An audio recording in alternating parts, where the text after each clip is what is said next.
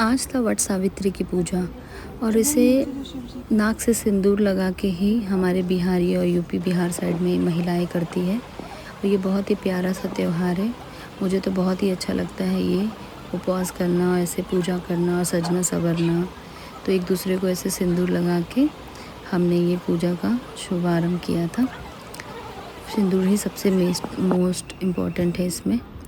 उसके बाद इसमें ज़रूरत पड़ता है पंखा है, अभी आपको आगे दिखेगा, और उससे मैं कैसे यूज़ करती हूँ वो भी दिखा। इस पे जो चावल का घोल बनाया था मैंने, हल्दी और चावल का, उसे ऐसे 5 बार अच्छे से लगाएंगे और इसी पे सिंदूर भी लगाएंगे 5 बार।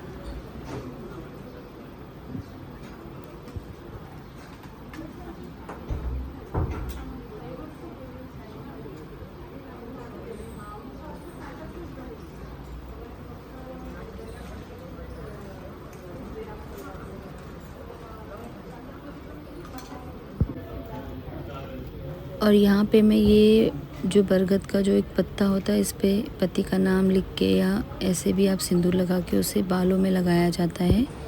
आज के दिन ये लगाते हैं, सारी महिलाएं लगाती हैं और एक हस्बैंड के लिए निकाल के रखती है। उसमें उसके लिए प्रसाद, वस्त्र, जो भी आपको देना है पति को, वो देने के लिए सारा कुछ इसमें रखते हैं।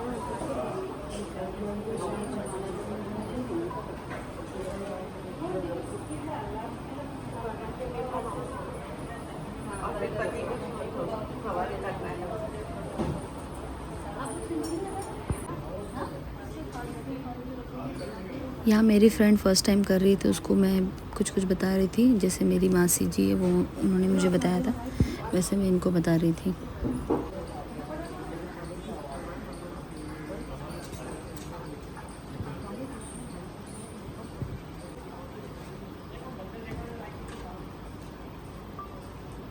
इसमें चना का भी बहुत ज़्यादा उपयोग होता है। जैसे मेन तो चना और पंखा ही है। चना, भीगा हुआ चने का यूज़ होता है। यहाँ पे सिंदूर लगाते हैं एक दूसरे को, 5 जन एक दूसरे को सिंदूर लगाते हैं और प्रसाद भी देते हैं एक दूसरे को एंड में, जब पूजा ख़त्म हो जाती है तब।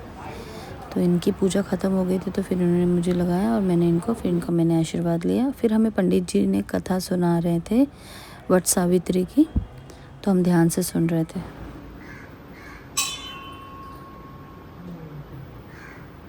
अब यहाँ पे मैं जो ये बरगद का पेड़ है, इस पे मैंने धागा ऐसे मौली लपेटा है और इसे मैं 21 बार परिक्रमा करूँगी। लोग 7 बार भी करते हैं, 11 बार भी करते हैं और 51 बार भी करते हैं। मैंने 21 बार किया था, तो मैं 21 चने को लेके 21 बार मैंने ये किया। मैं परिक्रमा भूल ना जाऊँ इसलिए मैंने 21 चने उठा लिए थे और एक एक चना ऐसे मैं डालते जा रही थी और ऐसे मेरा काउंट भी होते जा रहा था।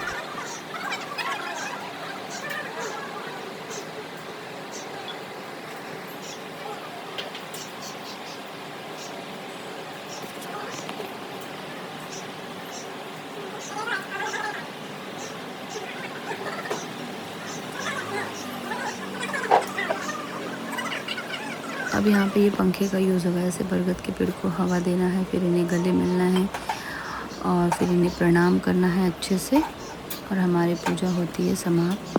अब मेरा भी पूजा हो गया तो फिर मैंने भी एक दूसरे सिंदूर लगाया। अच्छे से सिंदूर लगाने के बाद, उनका आशीर्वाद लेने के बाद, इनको प्रसाद भी बांट दिया मैंने। ऐसे पंखे पे रख के ही प्रसाद दिया जाता है सबको।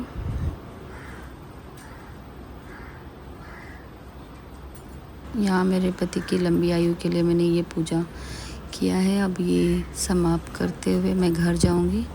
इनका भी होगा तो इन्होंने भी मुझे प्रसाद दे दिया। अब मैं ये प्रसाद लेके घर की ओर जा रही हूँ।